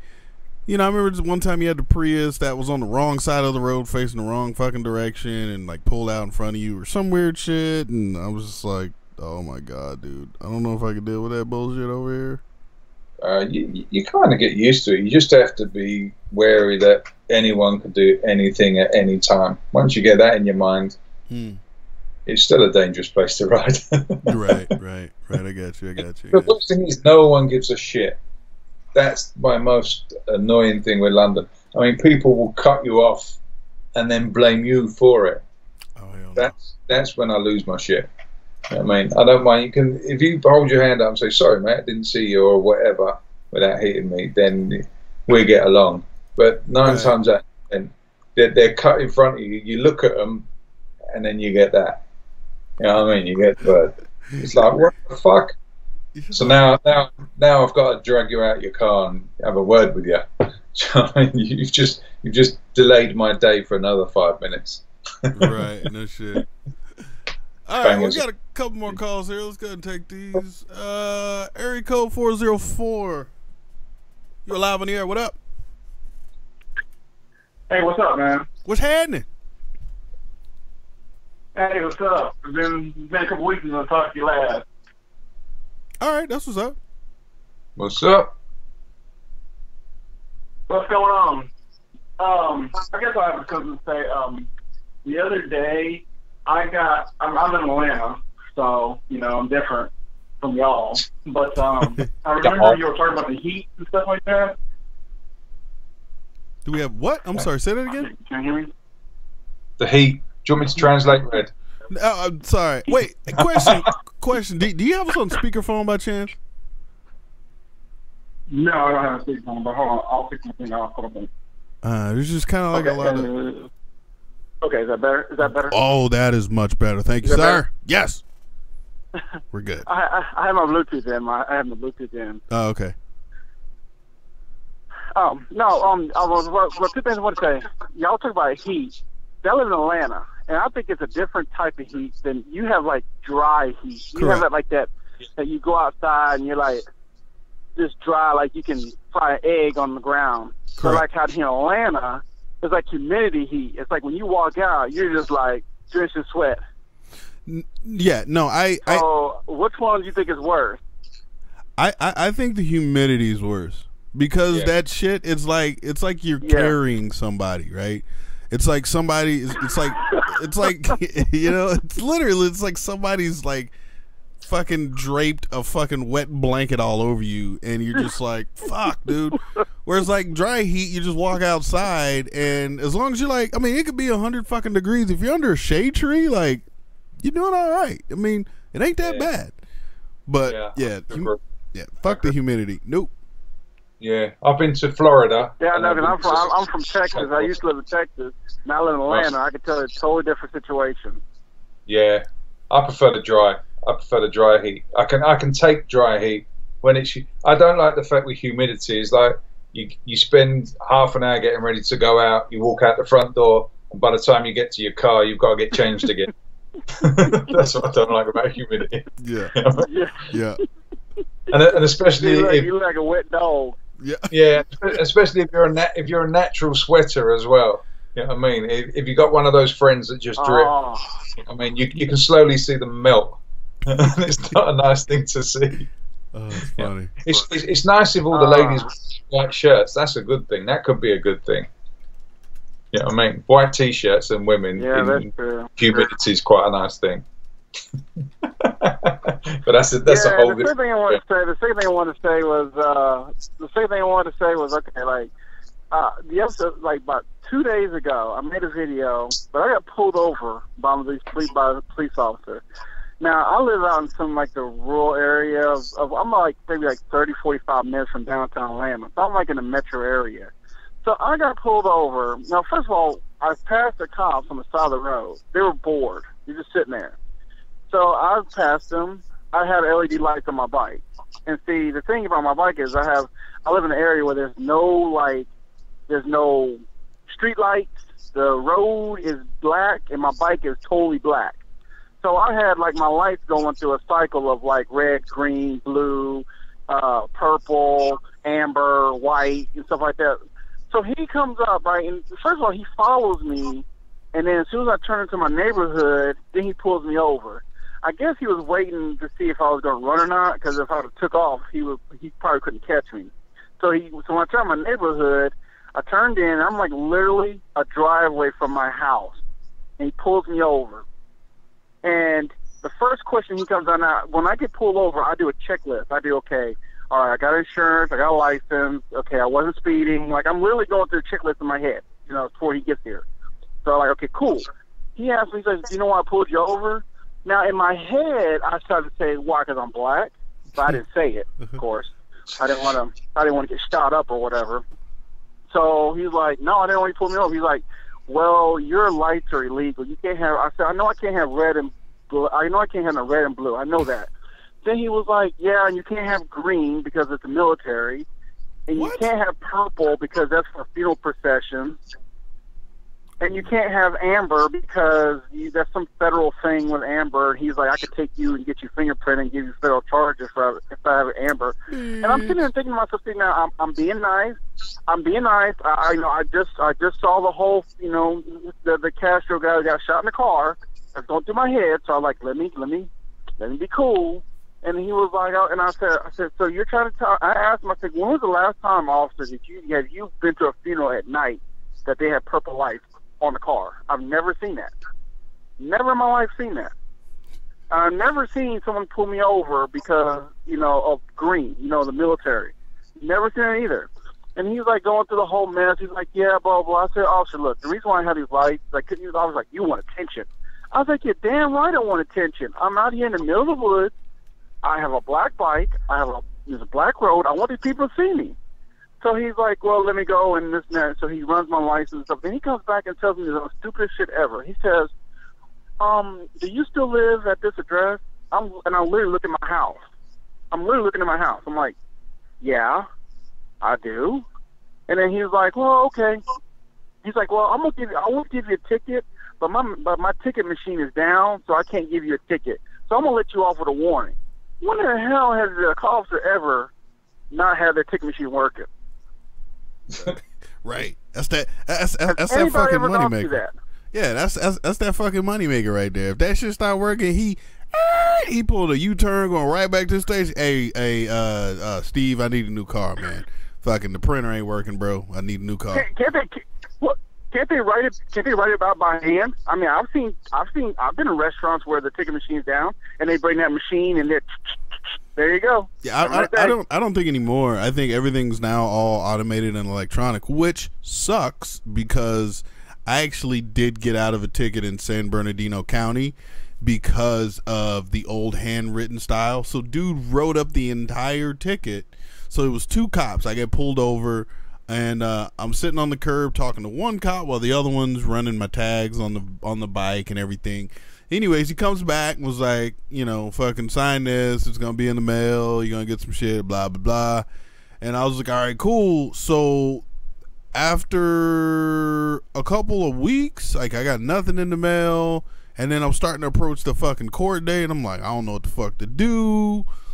So I wind up going all the way to fucking San Bernardino County on the day of my court date. Nothing's in the system as I'm talking to the lady. So I guess the fucking cop that I was talking to, he was like, oh, you're military? Oh, that's what's up. Because like we were talking, I was like, yeah, I'm prior military, this and that. So maybe he told the other guys. So when he got back to the fucking station, he was just like, and just ripped up the ticket. But I do know with those electronic ones, man, that's just like a credit card fucking thing, dude. As soon as they fucking hit send, that motherfucker goes into the database and you're fucked unless you have somebody manually pull that shit. So I honestly don't. Well, exactly. And I never understood. I mean, I've never gotten pulled. I've had my bike since 2005. I have over 86,000 miles and I've never gotten pulled over for this. I told the officer, I said, officer, look, I've been riding so many years. I have never seen a car pull over thinking I was an emergency vehicle. Never in my life. Never. Never seen that. Never, car never roll over the side. Oh man, okay, he was just a motorcycle. It's just crazy. And like, I mean, is it? Let me ask you: is it like? Do you feel like you still get racially profiled even as a motorcycle rider? Fish, I'll let you answer that. Get what? Sorry. I mean, do y'all feel like do you feel like you get racially profiled as a motorcycle rider? Yeah, Fish, you being a tall white gentleman from England. Right. They can't tell your colour. They got a crusher on. I mean, over there, a lot of you ride in shorts and t-shirts. Yeah, so yeah, it probably happens. But I always ride in my full gear over here. I mean, we don't get it to the extent that you guys seem to get it, especially, I think, LA and a lot of the south of America. I think you get a bit more than north. Again, I could be wrong. You guys know your country better than I do. Right. But we don't get discriminated on. If you did a wheelie, would you go straight to jail? Like right now, if you got on your bike, you were doing a wheelie down the street, would you go to jail? It depends on the cop. So... They can take your bike off. They can take your bike off you here and crush it for a wheelie. Oh, wow. They can actually get off, and you'll get fined, and they will take your bike and crush it because it's dry. They call it driving without due care and attention, which is like a major road thing because you don't have control of your vehicle. Right. So they've got the rules now where they can crush. Could you imagine if they did that in the States? Well, I mean. Could you imagine if they did that in the States for everybody to really crush your bike? Well, shit. I mean, California's crushing cars if they find out your shit is not smog legal, and you know, like you fucking most cops don't do it, but yeah, like if you get fucking reffed or whatever, can't pass that ref, dude, they'll fucking crush your shit. But as far as wheelies on a motorcycle, I've been pulled over twice for doing a wheelie on a motorcycle, and both times, first time I got let go, the second time I got a ticket, but he gave me the small ticket. Now a girl in her bike, a female, she gets pulled over for doing a wheelie. They impound her shit for a month, and then she had to pay like I think the shit she put on Instagram was like almost $1,400 for impound fees plus whatever fucking ticket they gave her. But But he didn't take her to jail. He let her go, but he impounded the bike. So yeah, here in California, they can take you to jail, they can impound the bike, or they can not do either and just fucking write you off with whatever the hell they feel like writing you off with. So, but yeah, she got fucked. I think it all depends on where you do the wheelie. If you're doing it in the middle of nowhere, you probably get told off. If you're doing it where there's other traffic, they probably have to be seen to be enforcing the law more, so they got more pressure to give you a ticket. Yeah, if you're doing some of that like ride of the century type shit where like there's like I mean, say if you're really skilled at doing wheelies and there's a car in front of you doing 40 and you're fucking 3 car lengths behind them standing up on the seat doing fucking high chairs and shit, yeah, you get pulled over, they gonna hit you with every fucking law they can find. Whereas like if it's just me and there's nobody around me and I'm fucking out there just, you know, yeah, more than likely I'll just get a fucking massive ticket or some stupid shit like that. But you know, to me, I think too, it also. When y'all do the ride of the century, do you? Let me ask you, because like here we got mob rides. Do you like the ATVs and the dirt bikes that be riding with the motorcyclists? No, because the motherfuckers ain't got insurance. I try. You know what? Look, I'm in Atlanta, and I've been trying to tell these people. When we have mob rides, they come out in all these dirt bikes and Fords. I said, I will never go to a mob ride. And they're like, well, nah, you know what I'm saying? Y'all, this is bike life. They're part of this bike life. You just hating. I'm like, I'm not hating. I'm sitting there saying, what if one pulls out and does a wheelie and loses control, hits my bike, I fall, I crash, he gets up, does himself off, and runs away, and I'm sitting there with a fucked up bike with a stolen dirt bike over here. And I see the same dude next weekend out there with another bike. Nah, yeah. Do they have that problem in England? Do they do that stuff in England too? No, we don't have mob rides like that, but we do have people that ride without insurance. They go out with their friends. They steal bikes. They have all their bikes. And the problem is, it's not bike life because they're actually ruining it for the rest of people that pay their insurance. They pay their taxes on their bikes. They pay everything that needs to be done. They're actually increasing the costs of bike life. So they're actually ruining this thing they call bike life. You know what I mean? It's what it's called is breaking the fucking law. That's what it's called. It's criminality at the end of the day. Yeah, breaking the law. And it was so crazy is that every time we see somebody like, oh man, someone broke into a major motorcycle shop that sells bikes, they'll pass like $20,000 R1s, Harley Davidsons, and still like $3,000 dirt bikes. Yeah. Well, they just start. They just kick them, put gas in them, kick them, and fucking go. Yeah, but they know they can't get away on a Harley Davidson. That's that's the other thing. It's harder to steal a fucking a street bike. They're gonna die on the R1 and not get away on the Harley. All the police are gonna do is take them to the first bend, and they've caught them. Yeah. Right. That is true. Well, I appreciate it, guys. I know I'm gonna take your time, but I appreciate it, guys. I will probably talk to y'all next week, but I'm gonna keep on listening to y'all and stuff like that. Red One, you the dude. You know what I'm saying? Just don't get shot on your motorcycle. Even don't even get accidentally shot. I'm in California. I'm good. Did you see that video where that guy actually got shot? Yeah, that broke my heart, dude. Have you seen that video? He's like, pow, oh shit, my bad. And he's like, calm down, you're all right. And he's like, you shot me. You shot me. Do you see you shot me? Yeah. So just be careful, be easy out there, man. Y'all be careful. In Britain, and one more thing, that guy in Britain, is that guy, was it Ghost Rider or that dude that was in England tearing it all up all the time, the Night Rider or something like that? Did you ever catch that guy? I know one of them died, right? Yeah, that was he was in Paris, I think. He was French, Ghost Rider. Ghost Rider. Oh, he's French. Okay. Yeah, I think he was French. He used to do the loop around Paris, I think it was. The guy that used to go in all the traffic at like 120 miles an hour. Yeah, I think he died. I think if I remember correctly, he died a few years back. Quite a few years back. Yeah.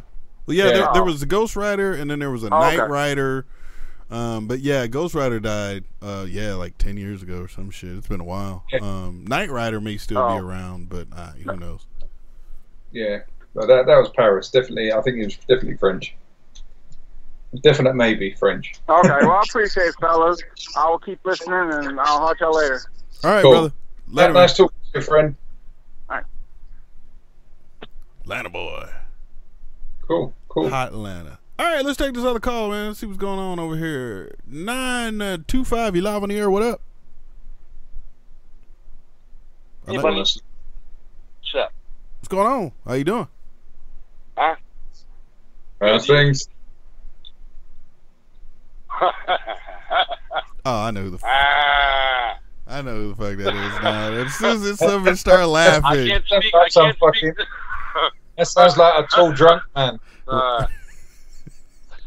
That's how I explain that. Hey, tall drunk. All right, be kind. With a bad taste in sport. All I'm going to say is, in California, I don't know about any other state, but in California, only whites and ambers can face forward. Only reds, whites for reverse lights, and ambers can face rearwards. So if you got a blue light, you're fucked. Green. Yeah. White.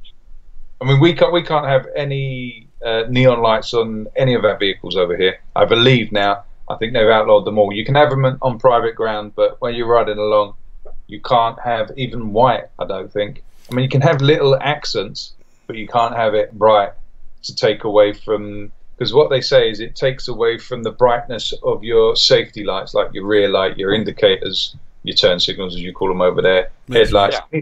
Anything that can distract is illegal. Center high-mounted stoplight, all that. Yeah. Yeah. I mean, everything has to be legitimate. So, Kevin, you said the only thing that you can have forward-facing is white and amber. Yeah. Yes. Huh. Same as here. But as far as like underbody kits and stuff like that, as long as it's not blue and red, you're good to go. Not legal. Not legal. No, not legal. Wait. You telling me No, I can't? No, go ahead. If it appears a different color than amber, red, white, you can't have it. What? Yeah. There's one exception. And you may have seen it, you may have not.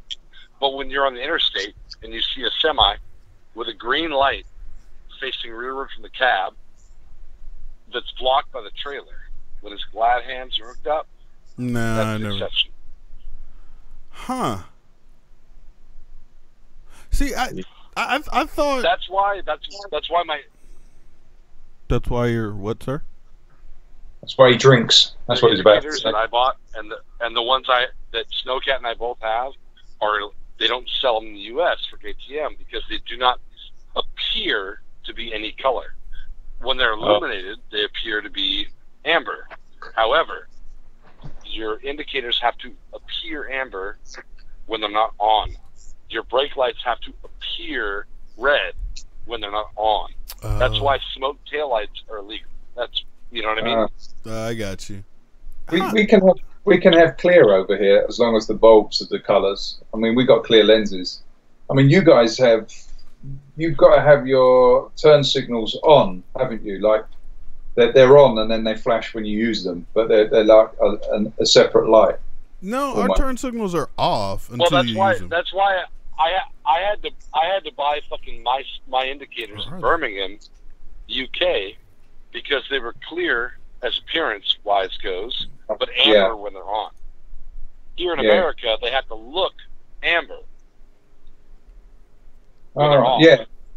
I mean, they will sell them here like that. I mean, if you buy a high-end vehicle, bike-wise, they will sell them with the clear lens, but with the orange or the amber LED in. So when it flashes amber. But what Honda have done over here to tie up the two markets between the States and the UK is our turn signals are always off until you use them. They don't light up, and when you go left or right, they start flashing when you press the button. But they were telling me that in the States, you guys have your turn signals illuminated, and then when you use them, they flash. Is that correct? Have I got that right? On some bikes, yes. Okay. Yeah, when I bought them, they were on. When I bought the headlight running lights. Yeah, the headlight came on, and then the two turn signals came on with it, and then they flash when you use them. So but in a dim fashion, and then when you signal, they illuminate brighter. Yeah, they sort of like step up another level. Yeah. They don't anymore, but yeah. They're a bit brighter now. They're all LEDs now. Yeah. But yeah, Honda do that. My African, forward facing is either white or amber. Rearward facing is red or amber or white to reverse lights. That's it. You don't have that thing where you've got to illuminate your plate either, do you? Your number plates at the back. Yes. No. We do. Yes, you have to. We have to have that. I think damn near. Tim Kreitz, if you're still out there, correct me if I'm wrong. I believe every state you have to have an illuminated license plate. Oh, right. I believe See, so. I didn't see that. The amount of bikes I saw with the plate stuck under the tail end of the bike. Whether or not that shit gets enforced is a totally different fucking thing. I'm just saying, like, shit. See, if we did that over here, at least in California, when they were talking about riding in California, one of the things that I think that we get is the benefit of the doubt. And if you're riding and a cop sees you and you're not being crazy, he looks at you, gives you a nod, and lets you go. You know, I pass cops on a regular basis speeding, and they kind of let me do my thing. I was doing 80 the other day, right? And just somehow fucking highway patrol snuck up from behind me, and I fucking look over and I was like, oh, no, I'm getting a fucking ticket. Dude looked over, fucking gave me that little wave and just fucking drove off, and I was like, huh. Yeah. All right, cool. I like that. It's that kind of thing of like, look, we know that you're going to die, so we're not going to pull you over for shit. If you're doing a wheelie, okay. If you're doing 100, okay. But if you're doing like within 20 miles of the limit, fuck off. You know. Yeah, that is funny because it seems like the speed limit, our freeway speed limits are 65, right? But everybody on the freeway does 75 to like 85, 80-ish, somewhere around in there. It's like 75 to 85. Yeah, that's kind of like where people are comfortable at. And then if you catch people doing 65, 70, then it's probably a fucking cop somewhere up there in front of you. You just hadn't got to him yet. Yeah. Well, I thought there was 70. Could they be a dick? Yes. But will they let you go? Like on a normal day, are they gonna like kind of turn the blind eye to you doing 80? Yes. Mm-hmm. You know. Always keep a spare donut under the seat. They know it's your life. Right. Well, I always looked at it too when I'm on the freeway speeding. Right.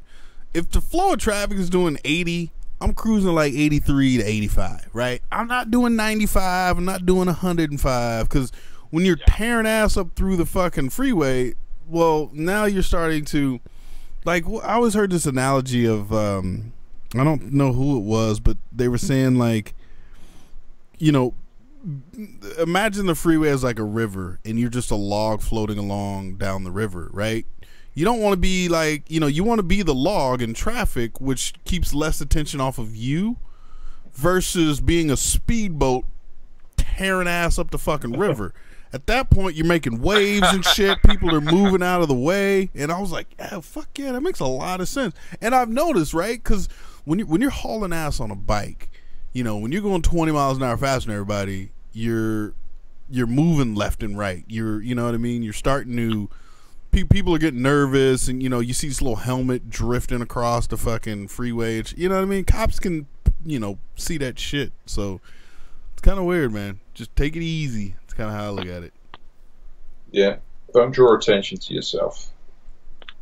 Don't go 130 lane splitting. Yeah, that is true. Plus, no, I agree though. Go fast within the limits, right? Don't go too fast. Don't go too slow. Mm-hmm. Yeah. Yep. The thing is, wherever you guys, whereas you live as well, you got plenty of room to go fast. You can go out and go fast in the middle of nowhere. Yeah, true. I mean, 6-gear wide to fuck open, just but where Red and I live, No. yeah, I know you have to go a bit further where you live, but still better than here. I mean, I run out of land by the time I get to peaceful roads. I'm in the fucking sea. Bullshit, you guys have great roads there. Yeah, Here but we they're have full of congestion, people. congestion. Yeah, they're great but when you're coming around like a country bend that's basically got no room for two cars, and there's a bus coming the other way, and you're doing 60 around the bend. Oh, dude. It gives you a heart attack at best. The best thing that can happen is you panic. I'll tell you what. When I was the last time I was in England was for Aston Martin training. I was, going to Gate, right, and in Warwickshire. And oh man, Where? The 95-year-old man driving the bus took off and made a right in front of traffic, and we almost got taken out by a semi or a lorry. And I think everyone in the bus shit their pants, no more than me, because I was in the back on the right, and I was going to be the guy that got hit, and it was fucking inches, and I was so there's just not room. There's no room for it, and the problem is, if you're riding fast, you need to see so far ahead, and our good roads are aligned with greenery, so all you can judge the road by is whether the corner gets tighter by shrinking, or whether the road opens up so the corner opens up. You can't actually see around most of the bends. That's the problem. So you don't know. There could be a line of traffic. You're going around there 60 miles an hour, trying to get your knee down, trying to drag your knee. You get around the corner, stop traffic, and there's 6 cars waiting there. Yeah. I know a guy that went over... Or a sheep. Go on, say that again. Oh, don't start this about sheep again. Right, anyway. A friend of mine, he was riding along, and we got they're called humpback bridges, which are like small bridges that may go over a small river or something, about the width of a car, but they're quite like a hump, basically, hence they're called humpback bridges. And he went over one of those fast to do a wheelie off the back side of it, and he jumped, and there was a line of traffic, and he landed through the back window of a car in the line of traffic. So you've got to be careful of so much on these roads over here. Yeah, luckily it was all right because he went over the roof. I will say the most unnerving thing about the way people in England drive, for me, was the way they pull up to a stop sign, which you don't have a stop sign. It's a triangle that's rearward facing, pointing towards the car, or whatever. It's kind of like a yield. Yeah, we got 2. We got one's called a giveaway and one's called a stop. A stop will be a solid line, and it will be like a hexagon with the word stopping. You have to stop there. The one you're talking about is the triangle where you can go. Giveaway. Yeah, you just sort of roll up to it, and if you can see it's empty, you just keep going. That's the one you're talking about. Motherfuckers roll up that shit at 20 miles an hour and are like, skirt, stop on a dime, just as you go by. It's terrifying. Yeah. If you're coming down the opposite road and someone's rolling out, especially on a bike, when you get to this point and they're still rolling, and a lot of them will stick their wheels past that line as well, so the wheels will go past, and then I was in an A4 wagon, and I about shit myself every time. So you can imagine that on a bike, because you've got to think. Oh man. Your mind has got to say every single person that comes to that line is going to pull out. You've got to assume that nobody has seen you, and they edge. They do a little thing because they can't. Here in America, like a stop sign or a yield, they'll kind of creep up to it. But there, it's like skirt, and you're like, my butthole. It just puckers. It's like go, stop, go. Yeah. But I find that weird in the States. I pulled up to it. It was a weird thing. I pulled up to one of those stop signs, and I could see for miles I was going up to Death Valley in every direction, and I abided by the rules. I stopped at it, and I just thought, this is the weirdest thing. I'm stopping at this line in the road. Yeah, I could probably see for 4 miles in every direction, and there was nothing coming. Yet I still had to stop. I found that weird. Now that's where it should be like a yield or a giveaway.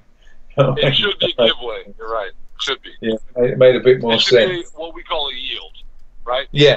So your giveaway, you have the triangle facing the driver, We have the triangle facing the ground, and it's just yield. But we do it with the paint on the road as well. Fuck it, let's go. Yeah, it's all to do with the paint on the road as well. Solid white line means stop. If you've got dots, broken dashes, then it's giveaway, like the yield. So it's like that. Yeah, but it's broken dashes with a triangle with the point facing the driver, right? Yeah, but it'll always say giveaway in it. It'll always be written in there, giveaway, because people are dumb over here. I don't know. Yeah, I mean, a lot of people don't actually. No, I don't know. People are dumb over here. People know how to drive there. Well, people are dumb everywhere. Let's get it right. There's dumb people everywhere. Fair enough. I think you just tend to find them easier if you ride a motorcycle. You see it. Yes, you see a bit more. I will agree with that 100%. Yeah, because you panic more at the little things, you notice more. I think that's what it is. Because the difference between a car hitting another car might be the sake of paying for a bumper or paying for a scratch in the paint. Whereas hitting a bike, they're paying for the loss of your leg. So there's a massive difference between what they need to pay attention to in a car as to a bike. Dude, my Wrangler has a fucking 3/8-inch steel bumper on it. Okay, my old roommate crashed into a 1960s Beetle. The guy almost died in the Beetle. You know what happened to my bumper? It got a scratch. Okay? On the bike, I would be dead. Yeah, no shit. That is the difference. Yeah. I mean, they were banned, though. That's... No. Those side bumpers, the bull bars on the front you get. They're actually, I think they're banned now over here. As really? Oh, I think you can get them on the older vehicles, but you couldn't retrofit a new one because they were just killing people. Oh, you know because of pedestrian laws. You have to be able to hit a pedestrian at 5 miles an hour and cause no damage. Yeah, that's it. Yeah. You got a big ass. No, seriously. Oh wow. No, in England and many other countries, pedestrians don't have the right of way. So you have to be able to run a motherfucker over at 5 miles an hour and not kill him and not break bones. Huh. Oh, so that's why they get upset when I lower my car? Hmm. Yeah, that's it. But it doesn't mean you can't get out and give them a slap, though. For stepping in front of you. What are you thinking, boss? I was on the freeway today, and this chick fucking left the quad yellow right before the dotted white line red. Yeah. You know what I'm talking about. Yeah, and, the exit from the carpool. I literally, oh man, I put my kickstand down and I almost got off my bike, and I was like, are you fucking kidding me? And she just stared at me. She cut me off, and thank God for my horn, that fucking air horn I got. Oh man. Oh dude, I almost died today. It was, I got it on the GoPro, I posted it to YouTube, but it was like, it was so close that there was a little bit of leakage. I'm not gonna lie. All right.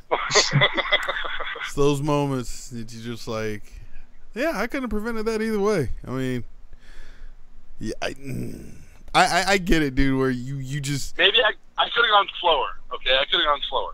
Right, but really, like how much slower? Like, I mean, what were you doing? Like for me, I try to keep a comfortable. Like I don't know. I kind of have this thing where if traffic is moving at 60, I'll lane split a little bit faster than if traffic is moving at 30. Just cause. Well, I will split faster between the carpool and the number 2 lane when there's a quad yellow, and then when the dotted white line is there, I'll do like slow 20. down. Yeah, right? So I'm doing like 45. You know what I mean? And then I'll do 20 because I know people are jetting in and out. But when they dive out before the dotted white on the quad yellow, I'm like, I will fucking kill you. Yeah, that is true. Well, Mr. In the Back, sir, I hate to leave good company, but we're gonna make you the last caller, man. You got a last final statement, sir, before we hang up? I will say that I'm super excited for SCMN. I'm super excited to see my buddy Red here, and meet the Mr. Fish, and all of you that are paying attention and want to come out and say hey, come out, say hey. I will. Gonna be some I will be there. I want to fucking relish the fact that we'll all be together and like drunk, and I'm looking for someone to hump on. Yeah. Like, well, no, I'm gonna say fucking get hammered with, like, you know that buddy you get hammered with on the couch where you're like, oh man, the universe, like that kind of shit, like that kind of shit. Right? You'll be fine. There's hundreds of those at SCMM. Yeah. If not, I volunteer as Tribune or whatever. Tribute. I mean, I'm surprised after last year that there's no world peace. To be honest, we solved everything.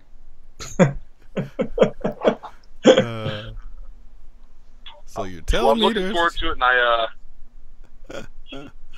I love you guys, and hey, stay up, and hey, fucking hey. All right, Kevin. I'll see you guys soon. Huh? All right, KITB. Yeah, TB. See you soon, bud. See you soon. I'll be over there soon. All right, buddy. Peace. Cheers. Later. See you later. KITB. Always good to have him call in. And he didn't mention sport once. Right. Not once. But anyways, yeah, I can't wait, man. SCMM is going to be great. Ready to meet all these new faces that's coming in. Oh, man. To me, that's the best thing. Like, I got my folks, but, like, yeah. I talk to way more people I don't know than people I do know until I get to that point where I've just had too many fucking new people conversation. I'm like, all right, look, dude, I got to go piss. I'll be back. And then I'm like, I got to go find somebody I know and be like, dude, this fucking party's bitching. All right, I'm out. You know, and then I'm back to new people again. I love fucking meeting fucking just people, dude. Like, it's just who I've always been. So can't wait. It's going to be good times. Good times. Should be good. The problem is he's trying to remember them, what they were saying the next day. I don't give a fuck, dude. As long as we had a good conversation the night before, that's all that fucking matters to me. I remember faces. And all I need to know is like, hey, I remember that dude. We had good conversations about what? I don't fucking know, but just remember, like, that dude's cool. I like him, you know. It was a good night. Right. And some bitch kept giving me fucking drinks all night. That's one thing I remember. I barely. Yeah, I'm looking forward to it. It's about, from door to door, I think it's about 18 hours I'm doing till I get to Desert Lodge. You talking about from London to LA back to fucking Palm Springs? Oh yeah, I basically leave your time. I think I leave my house to go to the airport at 10:30 on this Thursday evening. Okay. And then I'm aiming probably to get to Palm Springs at probably about 6:30 in the evening on the Friday. Fuck that. So it's more. Wait, what time do you land in LAX? I think I land at 1:30, 1:15, 1:30 in the afternoon. But I picked the bike up about 3. I booked it for 3. Shit. So yeah, it's gonna take you like 4 hours. Wait, you going straight to Palm Springs from LA? Yeah. It's gonna take you like fucking 4 hours to get out there, man. Yeah, I know. So I'm hoping to get out of LA to get that comfortable lane with the lane splitting. Oh, that's gonna suck dick. Oh, that's gonna suck. Well, you know what? It'll be alright. Yeah, I think it depends on which way you go. Maybe okay. I mean, it'll probably take you like at least 2 hours, 2.5. Yeah, because I think it takes me up around the top of LA rather than around the bottom. Oh, probably on the 210. Yeah, something like that. It takes me up around the bottom. I think it heads towards, as if you're going towards San Bernardino and then down again. And then that's 210. Yeah, there's less traffic on the 210 because if not, you're gonna be dealing with the 10 freeway, and everybody fucking takes the 10. The 10's how you get to fucking Phoenix and all the other bullshit. Whereas like the 210, it ends somewhere in just like northeast of San Bernardino, and you know, but yeah, it's a quicker route. Another quicker route would be the 60, which kind of parallels everything too, goes east and west for the most part, and then it joins up with the 10 but probably 30 or so miles from Palm Springs. So, but that's if you're coming south, like toward Long Beach and all that shit, you know, or just kind of more Orange County. You'd take the 60 back. You wouldn't take the fucking 210. You're talking 40, 50 fucking miles out of the way for no goddamn reason. Fuck that. I'll get there. Don't worry. But I'll be the guy lying next to the motorcycle for about 10 minutes before I go and book my room, before I go and check in. I'll just be laying there on the floor. I might actually just go and just fall in the pool. Right. Full motorcycle gear, just straight in. That's what Arson did that first year. That shit was so funny. Yeah, something like that. Just walked straight in the pool. I'm like, did he just? Wow. Hey, I get it. It is 100. It was like 115, 116 degrees when we got there. It's fucking stupid. Idea, because that was the only time probably that pool was clean. Yeah. So he got in there early. He knew what was about to happen. Yeah, I did. Yeah, I swam even on Friday. Or this year, I swam on Friday. I didn't swim Saturday. Yeah. I mean, Friday I'll go in the pool. Saturday night, it's not happening. But I'm staying Sunday night as well, so I just hope they clean the pool for Sunday. They ain't gonna fucking touch that pool. They better. I'll clean the pool. I fucking... Because Sunday night I want to have my toes in that pool. I mean, I got some beers to drink. So a few people. I think a few people are staying on the Sunday night as well. I think Boris and Ghost. I think Ghost is staying Sunday night. So that's right. See, now you got me kind of rethinking. Like, well, damn, do I leave on fucking Sunday? But then again, I don't want to be in fucking Palm Springs on a goddamn Sunday afternoon. Like, yeah, I'm only because I'm going down, and I remember what I was like the Sunday after last year's SCMM, and I wasn't really fit to be chucked out of any hotel at 11 o'clock in the morning. I need at least a 3 o'clock wake up call. Oh yeah. Oh, it wasn't a pleasant day for my head. No, never is. Never fucking is. But I'm gonna still drink. I'm gonna still fucking turn up. I'm gonna have some fun. So. Well, all right. Well, Fish, man, I appreciate you hanging out with me tonight, man, right here on the Red One radio show. I know it's now early. It's fucking, was it breakfast time for you? Was it 5:30 now? Yeah, just coming up to 5:30 in the morning. Man. Well, I appreciate you not napping or not going to bed per se, and staying up to hang out with us today. Appreciate everybody over there in the side chat. If you guys want to check out Mr. Fish's channel, make sure you check that doobly-doo down below, a.k.a. that description box, and put a link to his information down there. Check him out on Instagram also. Fish, you got a shameless plug or anything you want to say before we roll up out of here? No, I think you've done it all for me. Just thank you very much for the invite, and thank you to everybody in the side chat and the people that phoned in. It's been cool. Worth losing sleep over. Definitely. Sleep's over. Yeah, for sure. Once again, big shout out to Fish. Make sure you guys go check him out. And then also this Friday, right here on The Other Guys Live, it'll be on my channel. I'm hosting, so you know we're going to go all night.